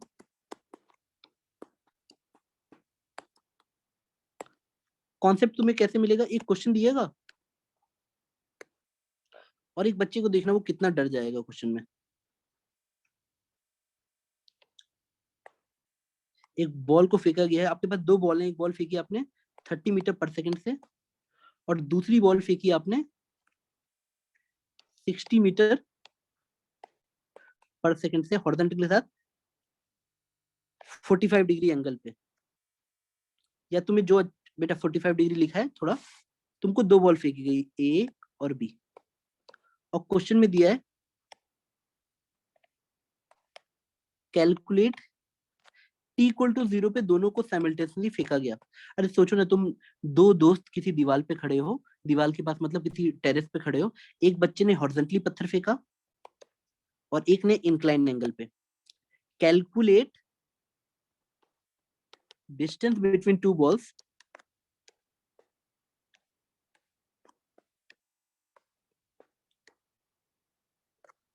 After 1 second. अब ये क्वेश्चन एक बच्चा इतना लंबा बना सकता है, एक बच्चा ऐसे करेगा, सर ये वाला प्रोजेक्टाइल 1 सेकंड बाद यहाँ कहीं होगा, और सर ये वाला प्रोजेक्टाइल ऐसे कहीं यहाँ होगा। तो पहले वो इसका एक्स निकालेगा, इसका वाई निकालेगा, फिर वो इसका एक्स निकालेगा, इसका वाई निकालेगा, फिर वो इन दोनों के बीच में डिफरेंस ऑफ डिस्टेंस ऐसे निकालेगा, और ये 3 पन्ने बाद उसका आंसर आएगा, 3 पेजेस के बाद। और एक बच्चा बोलेगा सर एक ट्रिक होती है। ट्रिक क्या होती है बेटा, देखो if you will solve it conventionally it will be very very lengthy question. The trick is very simple, whenever acceleration is same, अगर कभी भी दो चीजों का एक्सेलरेशन सेम होता है during same there is no change in relative velocity. तुम इसको इतना लंबा ना डायग्राम से समझ पा रहे हो, तो ऐसे समझो कि मान लो एक पत्थर तुमने ड्रॉप किया है और एक पत्थर तुमने 10 मीटर पर सेकंड से फेंका है, टी इक्वल टू 0 पे, धरती वाले केस में। तो 1 सेकंड बाद इसकी वेलोसिटी हो जाएगी 10 और इसकी वेलोसिटी हो जाएगी 20। अभी भी रिलेटिव वेलोसिटी उसकी, देखो रिलेटिव मतलब डिफरेंस इन वेलोसिटी 10 ही रही, 1 सेकंड बाद ये 20 पे आ जाएगा अगर नीचे की तरफ एक्सेलरेशन जी हो रहा हो तो। एक्सेलरेशन का मतलब ही वही होता है कि 1 सेकंड में कितनी स्पीड बढ़ी, देखो 30। हर बार difference in speed is fixed. जैसे ही तुम्हें ये कॉन्सेप्ट समझ आया, तुम बोलोगे यानी सर रिलेटिव वेलोसिटी चेंज नहीं होती अगर एक्सेलरेशन सेम होता है। तो ये तो हर जगह लगना चाहिए, पर ग्रेविटी वाले केस में तो कंफर्म लगेगा, सबके लिए एक्सेलरेशन जी ही होता है। It means whatever is the starting velocity, whatever is the starting relative velocity will always be the relative velocity। मतलब relative velocity won't change with time। अच्छा बेटा इतनी हिंदी में समझो, मान लो एक बच्चे ने VA पूछा कि बेटा VA कितना है, मैंने पूछा तो उसने बोला सर VA दिख रहा है मुझे 30 मीटर पर सेकंड यानी 30 I। फिर मैंने पूछा बेटा अच्छा मुझे VB बताओ, तो VB बच्चा तोड़ के लिख देगा कि सर यहाँ पे 60 दिया है तो इस तरफ 60 cos 45 और इस तरफ 60 sin 45। सही है बेटा। यानी बच्चे से जैसे VBE पूछते तो उसका आंसर आ जाता 60 cos 45 यानी 1/√2I प्लस 60 sin 45 यानी वो भी 1/√2J। तो रिलेटिव वेलोसिटी स्टार्टिंग में मिल जाती VAB। बेटा VAB निकाल रहे हो तो VAE प्लस VEB। डरो मत बेटा, देखो जो ऐसे इसको ऐसे लिखना शुरू करो, सेम हमेशा तुम्हें 50 60 70 बार मैच करेगा, हमेशा ही आएगा। तो जैसे ही VAB होता ही क्या, relative velocity between A and B, और इसको हम ऐसे पढ़ते हैं, velocity of A with respect to B, also called relative velocity. बेटा रिलेटिव का मतलब जब एक आदमी दूसरे को देखता है, यानी यहाँ पे B ने A को देखा, और जैसे ही तुम इसको पुट करोगे you will gate VA is 30I, VEB इसका उल्टा हो जाएगा, यानी 30I minus 60/√2 I minus 60/√2 J। अब देखो ये velocity A with respect to B initially आई, और मैं बस ये कह रहा हूँ कि ये वेलोसिटी चेंज ही नहीं होगी, B और A के एक दूसरे के रिस्पेक्ट में इतनी ही वेलोसिटी रहेगी। तो अगर तुम्हें डिस्टेंस निकालना है तो डिस्टेंस क्या होता है बेटा, 1 सेकंड बाद इन दोनों में क्या डिस्टेंस होगा, अगर तुम्हें निकालना है ये डिस्टेंस, तो तुम बोलो relative velocity into time, distance आ जाएगा तुम्हारा। एक बच्चे के लिए इतना आसान हो गया, वो बोलता सर कॉन्सेप्ट समझ आ गया मुझे, कॉन्सेप्ट इज वेरी क्लियर। मैं तुमको पता है हिंदी में समझाता हूँ, रुको थोड़ा इजी एग्जांपल देके। उन लोगों को कैसे, एक ऐसा बच्चा चाहिए जो कॉन्सेप्ट को इस तरह से अप्लाई करे कि एग्जाम में आंसर एक लाइन में आए। तो तुम्हारा डिस्प्लेसमेंट आ जाता VAB इंटू टाइम, यहाँ पे मैंने टाइम जानबूझ के 1 सेकंड लिया ताकि कैलकुलेशन लेंथी ना रहे, तब आपका आंसर इतना ही आ जाता, 30I minus 60/√2I minus 60/√2 J। अब बेटा मुझे इतना पता है कि हर बच्चा इतना समझदार है कि अगर मैं उससे पूछूं डिस्टेंस कितना आया, तो वो वेक्टर से निकाल लेगा, वो बोलेगा सर x का स्क्वायर प्लस y का स्क्वायर, यानी 60/√2 का स्क्वायर, y वाला स्क्वायर, और x वाले कंपोनेंट का स्क्वायर। यानी मैं कैलकुलेशन में नहीं जा रहा बेटा, कैलकुलेशन इजी डाटा से अवॉइड की जा सकती है, ये आंसर आ जाता है एक लाइन में। अब आपको अभी लंबा लग रहा है, बट यही क्वेश्चन एग्जामिनेशन में कैसे आएगा देखो मैं बताता हूँ। एक बच्चे को इतनी मेहनत करवाता, वो बोलता करो करो क्वेश्चन सॉल्व करो, बच्चे का दिमाग कि अच्छा अच्छा सर देखता हूँ देखता हूँ देखता हूँ मैं क्या है। देखो इसी क्वेश्चन को देखो कॉमेडी की तरह दिखेगा, यहाँ से 60 से फेंका, यहाँ से 40 से। अब एक बच्चा पूरा डरा हुआ है कि सर एक्स कहाँ ले वाई कहाँ ले, मैंने बोला बेटा इसी लाइन पे ले लो ना, इसी लाइन पे ले लो। तो एक की स्पीड तुम्हें 60 दिखेगी, दूसरे की 40 दिखेगी। एक की 60 आई मान लो, ऊपर मैंने प्लस आई ले लिया, नीचे माइनस आई, तो दूसरे की स्पीड माइनस 40 आई दिखेगी। तो जब वेलोसिटी किसी को भी ए मान लो किसी को भी बी मान लो, तो रिलेटिव स्पीड आ जाती है 100। बेटा देखो ना इस इंस्टेंट पे ये 60 से जा रहा है और ये 40 से जा रहा है, तो दोनों एक दूसरे से दूर जा रहे हैं। Velocity of A with respect to B किसी को भी मान लो, उसका मैग्नीट्यूड 100 आ जाता है। कॉमन सेंस से सोचो, एक फेंका जा रहा है 60 से और एक 40 से। तो अब तुमसे क्वेश्चन आता है कि what is the distance between them after 2 second, what is distance between them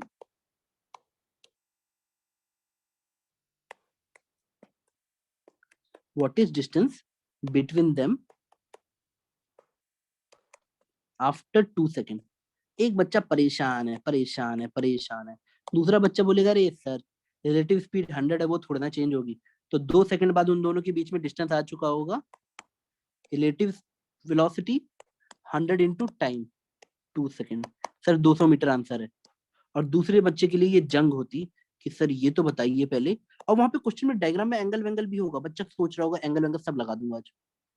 वो ऐसे करेगा, ये बना प्रोजेक्टाइल पहले वाले का, ये दूसरे वाले का।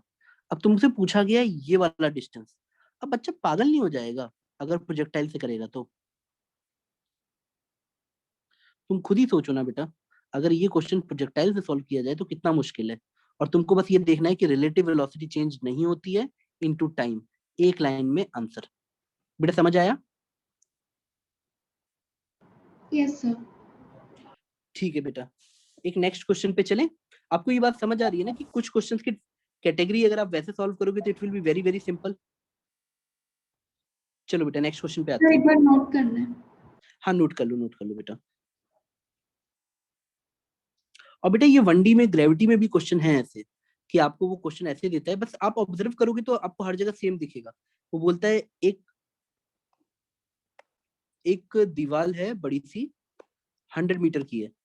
एक पार्टिकल को ऊपर से फेंका गया 30 से और एक को फेंका गया नीचे 70 से। ये दोनों कितनी देर बाद मिलेंगे?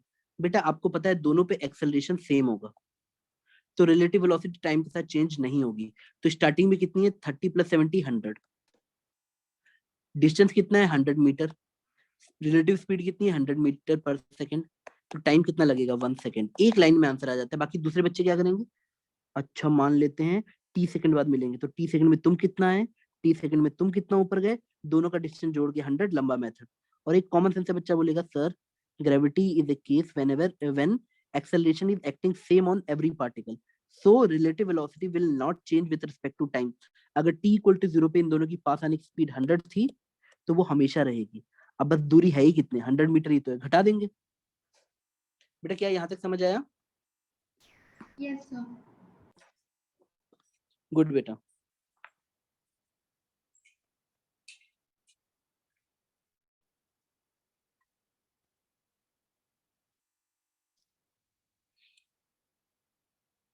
बेटा मैं क्वेश्चन देता हूँ, आप लोग करो। दूं? यस बेटा sometimes they will make it like कि आपको लग रहा है कि क्वेश्चन टफ है, बट वो कहीं ना कहीं सिर्फ आपका कॉन्सेप्ट चेक कर रहा होता है। जैसे मैं क्वेश्चन बनाता हूँ और ये मैं सारा चीज आपसे शेयर भी करूंगा, डोंट वरी। कुछ ऐसा डायग्राम बनाया, आपको लगेगा it will be very tedious question और प्रोजेक्टाइल मोशन। और ये बड़ा सिंपल सा क्वेश्चन होता है, इसमें कोई, मैं आपको टाइम दे रहा हूँ बेटा। देखो मुझे बोलना आपको कितना टाइम चाहिए, मैं उतना दे दूंगा। आपको ऐसा दिया डायग्राम और बोला गया है कि एक पॉइंट पी है, वहां से ऐसे इसके साथ परपेंडिकुलर 10√3 से एक पार्टिकल को भेजा जाता है मीटर पर सेकंड से। यहाँ तक क्वेश्चन समझ आ रहा है बेटा? Yes sir. अब वो आपसे बोलता है कि ये पार्टिकल यहाँ से ऐसे ट्रेवल करता हुआ जाता है और इसके ऊपर भी परपेंडिकुलरली फॉल करता है। क्या ये क्वेश्चन समझ आया बेटा? निकलते वक्त भी परपेंडिकुलर निकलने की कोशिश करता है और गिरते वक्त भी परपेंडिकुलर कोशिश करता है।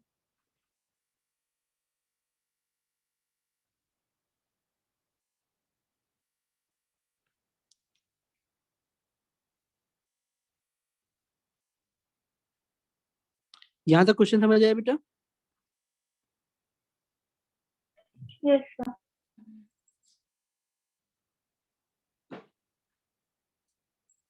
अब आपसे वो पूछता है कि यहाँ पे गिरते वक्त उसकी स्पीड कितनी होगी, क्या निकाल सकते हो?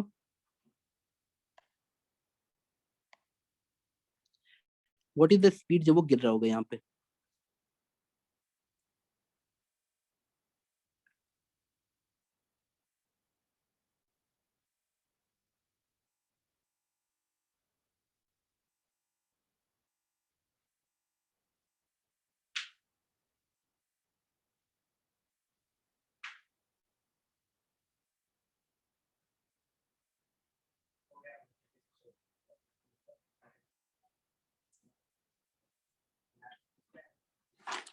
ये बेटा क्वेश्चन तो समझ आया ना आपको? आप सोचो ना, आप एक इंजीनियर हो या कोई ऐसा आदमी हो जिसको ये केस दिया है कि दो माउंटेन्स के बीच में एक आदमी ने परपेंडिकुलरली पत्थर फेंका, दूसरे माउंटेन पे भी परपेंडिकुलरली गिर गया जाके। आपको बताना है कि यहाँ गिरने की स्पीड क्या होगी। और ये लेंथी क्वेश्चन नहीं है।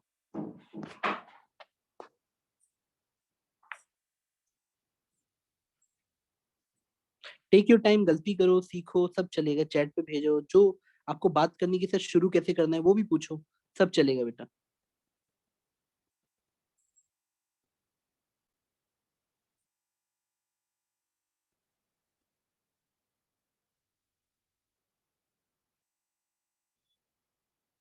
सर थोड़ा हिंट। अच्छा मैं आपको हिंट देता हूँ, ड्रॉप करता हूँ। आप चाहो तो y और x आपका गुलाम है। मैं जानबूझ के देखता हूँ कि 60 क्यों दिया है, 30 क्यों दिया है, ताकि ये एंगल 90 हो सके। है ना बेटा? ये बात समझ आई? क्वेश्चन में आपके लिए सब कुछ सजा के दिया रहता है, आप ऑब्जर्वेशन बढ़ाओ। ये x एक्सिस मानो, ये y मानो। पहला हिंट ये है।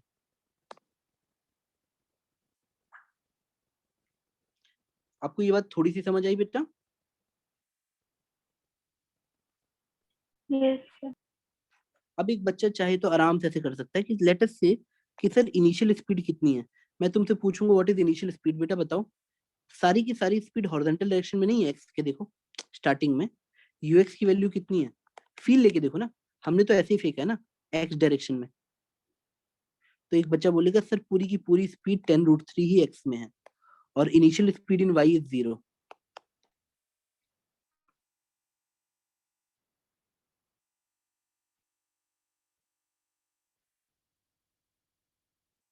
और जब वो गिरता है यहाँ पे, जब वो गिर रहा है तो सारी स्पीड किस में हो चुकी है बताओ? एक्स की स्पीड कितनी हो चुकी है? Velocity in x is 0। देखो ना ऐसे कोई गिरेगा तो उसके पास एक्स में कहाँ स्पीड होगी? परपेंडिकुलर होने पे स्पीड दूसरे वाले डायरेक्शन में नहीं रहती। अगर कोई चीज ऐसे गिर रहा है, तुमसे ये पूछा है, तो तुम बोलोगे final speed in y is -v, नीचे की तरफ। तुम्हारा वाई ऊपर है और तुम ऐसे गिर रहे हो। अब बताओ तुम्हें यूएक्स, वीएक्स, यूवाई, वीवाई पता लग गया? यहाँ तक कोई दिक्कत बेटा? No sir. अब मुझे बताओ इस केस में एक्स ए वाई कितना आता?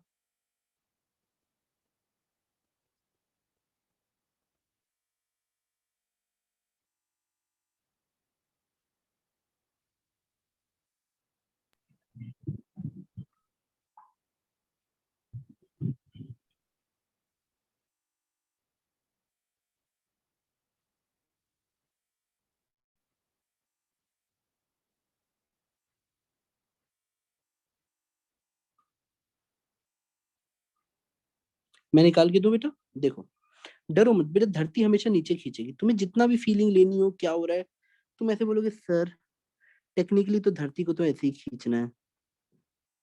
मतलब हम लोग अपने दिमाग में कुछ कुछ मानते रहे कि ये एक्स है, ये वाई है। धरती को कुछ मानने से मतलब नहीं, वो नीचे खींचेगी। वो बोलेगी एक्स और वाई तुम मान रहे हो, मेरे को कोई मतलब नहीं है।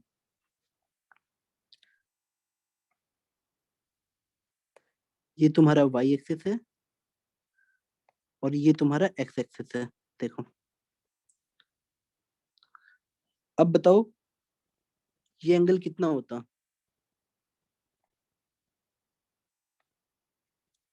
ये तुम्हारा जी आया और ये ऐसे, तो ये एंगल कितना आएगा बेटा बताओ? ये 60 डिग्री आता?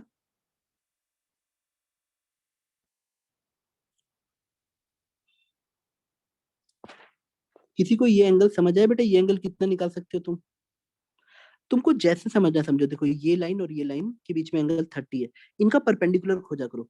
अच्छा सर जी इस पे परपेंडिकुलर है। अच्छा सर ये वाली लाइन पे एक्स परपेंडिकुलर है, तो बेटा इन दोनों के बीच में भी एंगल 30 होगा। अब बताओ ए एक्स की वैल्यू कितनी आई? -g cos 30 आई। कितने बच्चों को ये बात समझ आ गई? ए वाई की वैल्यू कितनी आई बताओ? बेटा ए वाई समझ आ रहा है? जी साइन, बेटा क्या सारे बच्चों को कंपोनेंट लेने में तो दिक्कत नहीं है ना? अगर मैं ये जी दे दूं ये थीटा दे दूं। हाँ ठीक है बेटा। तो ए वाई की वैल्यू -g sin 30 आ गई। अब तुम्हारे पास ये ऑब्जर्वेशन से निकला हुआ है, देखो ये चीज तुम्हें तुरंत पकड़नी चाहिए। जैसे तुमने एक्स वाई माना, क्वेश्चन के साथ तुम धीरे धीरे सीख जाओगे बेटा। अब तुमको सिर्फ एक्सप्रेशन लगाना है ये वाला, खटाखट तुम्हारा आंसर सारा मैच कर जाएगा। देखो तुम पहले एक्स में लगा लो, एक्स में तुमने लगाया। बेटा ये इतना नोट कर चुके हो क्या बताओ? क्या तुम सर इतना, एक एक बार इतना नोट कर लो, एक क्योंकि मिनट। मुझे मैं थोड़ा मिटाऊंगा। नेक्स्ट शीट पे जाने से अच्छा मैं यही पेज पे सॉल्व करता हूँ।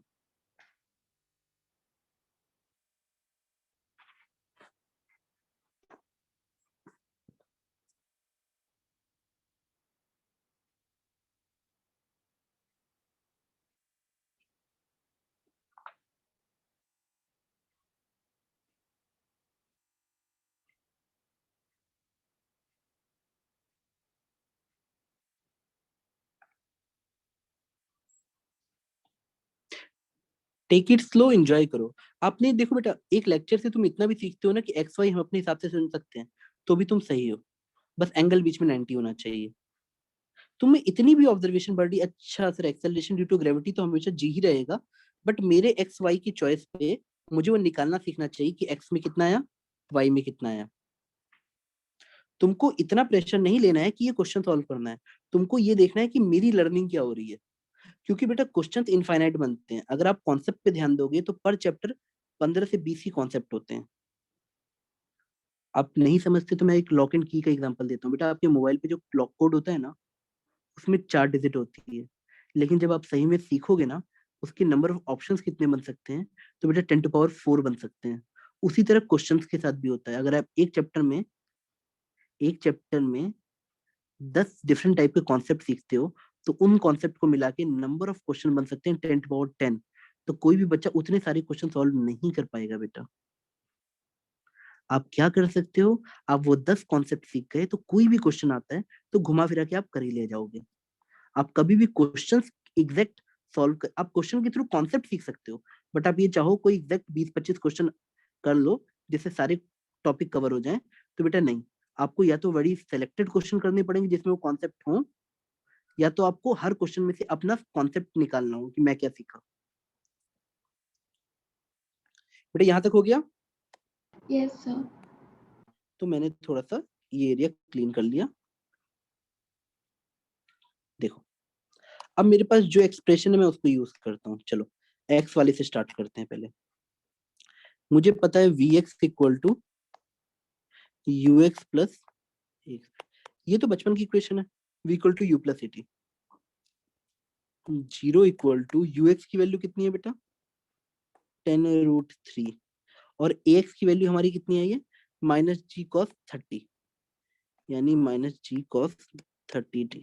अब बताओ अगर मैं टाइम ऑफ फ्लाइट पूछता तो भी तुम निकाल लेते ना, हो गया। अगर मैं तुमसे पूछता कि इतनी देर में पार्टिकल पहुंचा है, तो देखो एक लाइन में आंसर आ गया, देखा। 2 सेकेंड। अब हाँ, अब अगला एक्सप्रेशन को लगाओ, इसको लगाओ। हाँ वेरी गुड बेटा।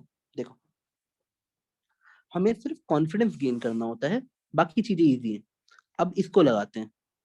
मेरे को पता है v y equal to -v equal to v equal to u plus a t, यानी यू वाई प्लस, कहाँ गया बेटा, हाँ रुको, u y plus a y t, ऐसे। अब t मुझे पता है, मैं t को यहाँ पुट कर दूंगा, यू वाई 0 है, ए वाई मुझे पता है, तो क्या मुझे v निकल गया कि नहीं, हाँ या ना बताओ बेटा। u 0 है, देखो ना मेरा एक्सप्रेशन कितना है, v equal to -ay t। अब ए वाई मुझे पता है -g sin 30 है, टी मैं निकाल चुका हूँ, खत्म। टी तुम लोगों ने 2 सेकंड बता दिया, बेटा आंसर आया कि नहीं बताओ, -g sin 30 × 2 सेकेंड। हो गया, मेरे को स्पीड पता लग गई। जो क्वेश्चन देखने में बहुत टफ है, आखिरी में तुम देखोगे प्रोजेक्टाइल की औकात उतनी है, जब तक तुम वी एक्स ये 4 टर्म निकालना सीख गए ना, जिस दिन u x u y a x a y, हमेशा प्रोजेक्टाइल तुम्हें छोटा तुम्हारे कदमों में झुकता हुआ दिखेगा, हमेशा। मेरी बात समझ गए बेटा, कोई डाउट बेटा यहाँ तक। No sir. बेटा गुड। तो बेटा अगर मैं आप लोग को 30-40 क्वेश्चन की शीट दूं, तो आपको प्रेशर नहीं लेना। अगर आप उसमें से एक क्वेश्चन भी ईमानदारी से कर रहे हो तो ठीक है। Sometimes all it takes is your sincere efforts. And हम परेशान किस बात में होते हैं कि हमें किताबें खत्म करनी है। आपको अपने अंदर सिंसियरिटी डेवलप करनी है। 11th के पहले 6-7 महीने is all about making you love subjects. अगर आपको सब्जेक्ट से प्यार होना शुरू हुआ, automatically you are set for your whole life. तब वो एक दिन की बात नहीं रह जाएगी या 6 महीने की बात नहीं रह जाएगी। बेटा नेक्स्ट पॉइंट पे आते हैं बेटा।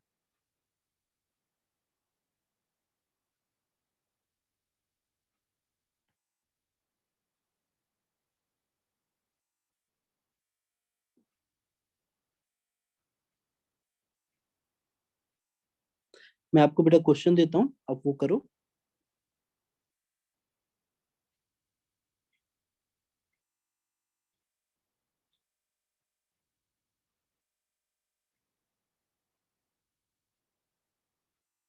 हाँ चलो बेटा।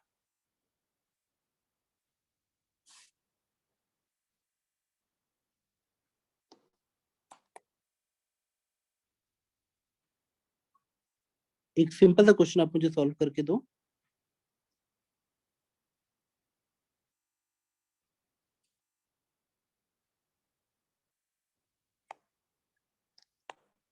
सिंपल है, इसमें कॉम्प्लिकेट मत करना।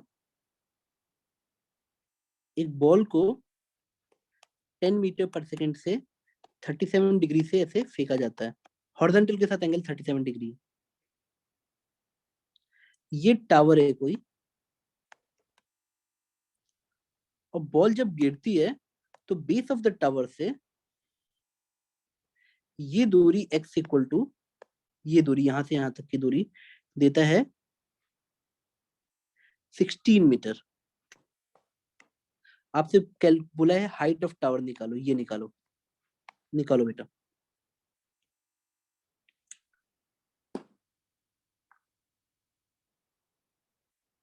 आप इसमें जैसे करना चाहो वैसे करो, आपकी टोटल मर्जी है। मेरी सलाह आपको हमेशा वही होगी कि आप यूएक्स यूआई मानना सीखो बेटा। कहीं पे अपने दिमाग में एक्स मानो, सर ये एक्स एक्सिस है, ये वाई एक्सिस है, कहीं ना कहीं मानो। काइनेमेटिक्स के सारे सवाल एक ही तरीके से सॉल्व होते हैं। Identify your coordinate system x y, उसके बाद यूएक्स यूआई के पीछे जाओ।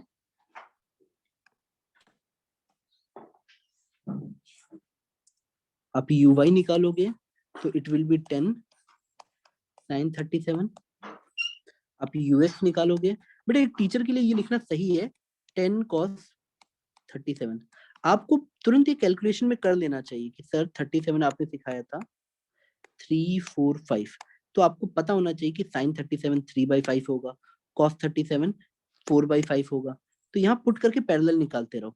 और तुमने जैसा एक्स वाई माना है, तुम्हें पता है एक्सेलरेशन ड्यू टू ग्रेविटी नीचे होगा, तो सर ax विल बी 0 और ay विल बी -g।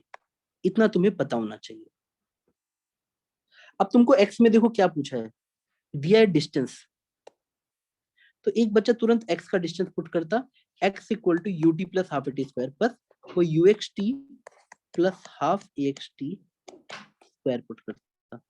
अब देखो x दिया है 16 metre, acceleration in x is 0, तो यू एक्स टी आ जाता है। यू एक्स की वैल्यू दे रखी है 10 cos 37 into time of flight, तो यहाँ से उसको टाइम मिल जाएगा बेटा। बताओ टाइम की वैल्यू कितनी आ गई बेटा, आप लोग कैलकुलेट करके बताओ मुझे। 5/3 5/3 सेकेंड। 16 10 cos 37 की वैल्यू 4/5। तो आप ऐसे ऐसे कर देते, तो 2 4 t, ये बेटा t तो मुझे 2 सेकंड दिख रहा है। क्या आप लोग का कितना आ रहा है बेटा? कैलकुलेशन बेटा आपके ऊपर है हमेशा।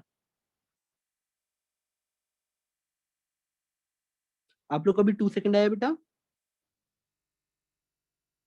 यस सर आ गया। हाँ, अब देखो मैंने पूछा हाइट ऑफ द टावर, तो तुम बोलोगे जब ये यहाँ नीचे पहुंचेगा x में 16 मीटर चलेगा, तो y में चला होगा ये डिस्प्लेसमेंट वाइज। सोचो ऊपर हम प्लस लेते हैं, नीचे हम माइनस लेते हैं, यानी y की डिस्प्लेसमेंट हुई -h, तो जरूर ये होगा u y t plus half a y t square. और t तुम ऑलरेडी निकाल चुके हो 2 सेकंड, तो पुट करके बताओ h की वैल्यू कितनी आई बेटा? -h equal to u y की वैल्यू है 10 sin 37। sin 37 मतलब 10 into 3/5 plus half a y की वैल्यू -g यानी -10 पुट करो इंटू टी स्क्वायर यानी 4। तो बेटा h की वैल्यू बताओ कितनी आ रही है इस एक्सप्रेशन को सॉल्व करके। What is the value of h? हमेशा साइन का ये ध्यान रखना, अगर तुमने ऊपर प्लस वाई माना है। हाँ सर 8 आ रहा है। हाँ बेटा very good. h is 8 metre. तो ऐसे क्वेश्चन बहुत ज्यादा एग्जाम प्रोबेबल होते हैं ये वाले। सर हाँ, क्योंकि आप इस क्वेश्चन में देखोगे उसने आपसे कॉन्सेप्ट भी देख लिया और कैलकुलेशन भी 10-20 सेकंड में हो जाती है। बोलो बेटा। सर वो हम लोग वो वाला टाइम के लिए यूज नहीं कर सकते, u/g sin थीटा। क्या यूज करना चाहती हो बेटा? सर टाइम के लिए हम लोग u/g sin थीटा वो वाला फॉर्मूला यूज। ये वाला बेटा, ये वाला। हाँ सर। नहीं बेटा, आप वो यूज इसलिए नहीं कर सकती क्योंकि वो आपको एक हॉरिजॉन्टल रेंज पे देता है। अगर तुम इस क्वेश्चन में फॉर्मूला लगाते तो तुमको यहाँ तक का टाइम मिलता, यहाँ से यहाँ तक का, ओ से ए तक जाने का, एक हॉरिजॉन्टल रेंज पे। आप बात समझे बेटा? अगर आप ये वाला टाइम का फॉर्मूला पुट करते तो आपको ये टाइम मिलता यहाँ से यहाँ जाने के लिए। ठीक है, क्या तुम्हें मेरी बात समझ आई बेटा? आपको T1 ही तक मिलता, कंप्लीट T नहीं मिलता। यहाँ पे कंप्लीट T था। आपको एक ही हॉरिजॉन्टल रेंज के लिए फॉर्मूला है, ये formula only ground to ground valid है, यानी एक हॉरिजॉन्टल प्लेन से दूसरे हॉरिजॉन्टल प्लेन के लिए। ये जब प्लेन चेंज होगा तब वैलिड नहीं होगा। तो आप याद ना करो बेटा, जब तुम समझोगे दुनिया का सबसे बड़ा सच ये है, और उसके बाद बच्चों वाली इक्वेशन लगानी है, s equal to u plus half t square, v equal to u plus 80, ये सब। ठीक है, और तुम क्या हो सकता है, जैसे तुम गलती करोगे पहली बार तुम h को प्लस h पुट कर दोगे, यही तो गलती करोगे। वो तो कैलकुलेशन धीरे धीरे इंप्रूव हो जाती है।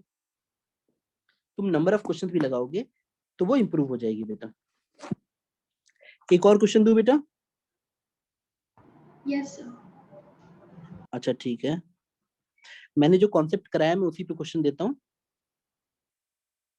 और मैं तुमको यही शीट भी दूंगा सॉल्व करने के लिए, तो मैक्सिमम क्वेश्चन और डेटा मैच कर जाएगा ताकि तुम आराम से कर सको।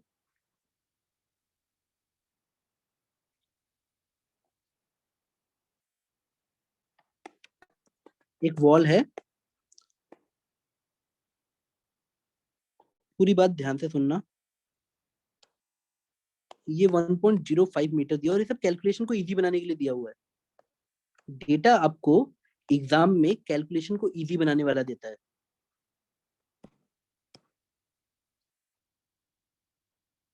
यहाँ पे एक बच्चा 4 मीटर दूर खड़ा है दीवार से, और बच्चे की हाइट है 1.05 मीटर।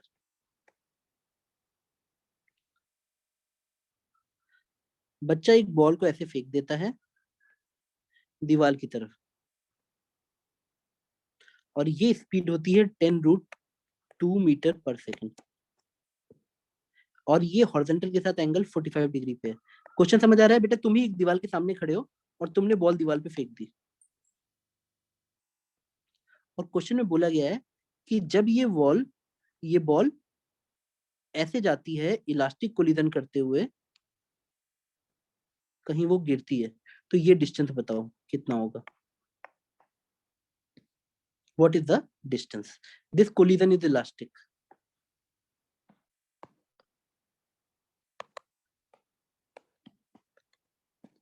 क्वेश्चन अभी भी बहुत सिंपल है, क्वेश्चन में कोई भी कॉम्प्लिकेशन नहीं है। अगर तुमको कॉन्सेप्ट याद है क्लास में क्या बताया गया था, तो तुम्हारे लिए ये एक सिंपल केस हो जाएगा। अगर तुम्हें वो बात से ux uy निकाल के करेंगे। हाँ बेटा, वो सारे क्वेश्चन तो तुम्हें ऐसे ही करने चाहिए, बट अगर इलास्टिक कोलिजन वाला क्वेश्चन आ रहा है तो तुम ऐसे सोचना, जो था वो होता रहेगा, ये वाला और ये वाला मिरर इमेज हो जाएंगे एक दूसरे के। ठीक है, तो एक बच्चा इस क्वेश्चन को ऐसे सॉल्व करता कि सर 1.05 मीटर की हाइट से मैंने एक पार्टिकल को 10√2 से फेंक दिया है, अब वो जहां गिरेगा ये इसकी रेंज होगी। ये बात समझ आई? क्लियर है? तो Yes, sir. टेक्निकली ये रेंज आती, जैसे ही तुम रेंज का फॉर्मूला लगाते आपका आंसर आ जाता 4 + x = रेंज।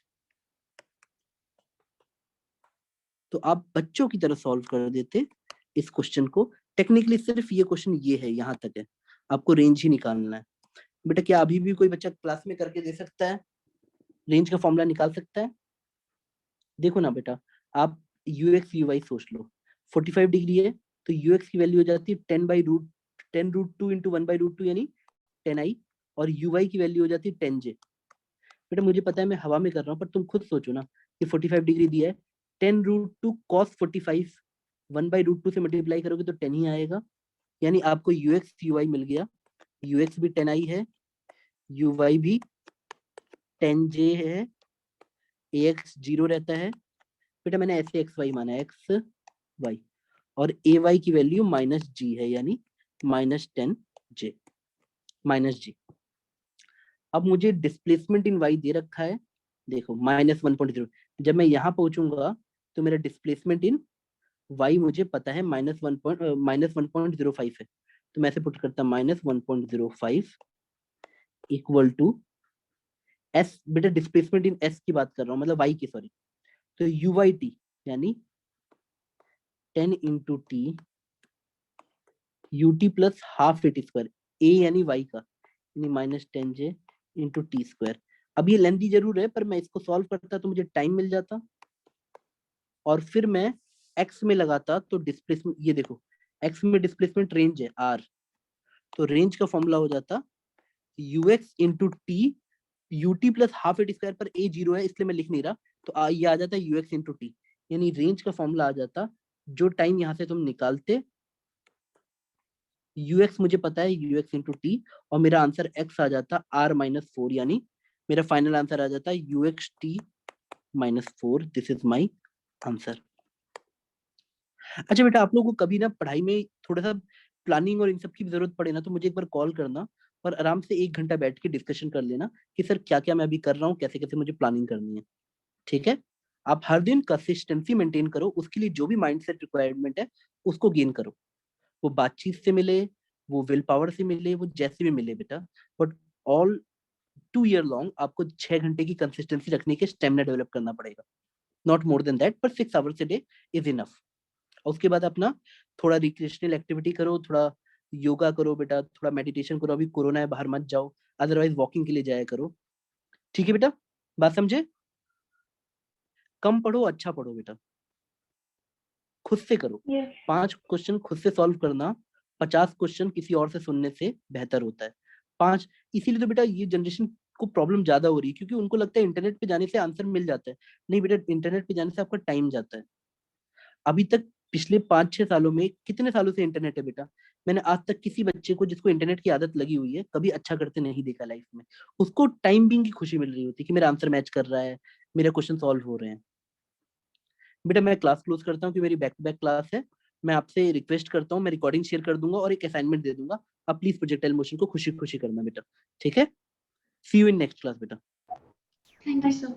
वेलकम बेटा, बाय बेटा, बाय टू ऑल।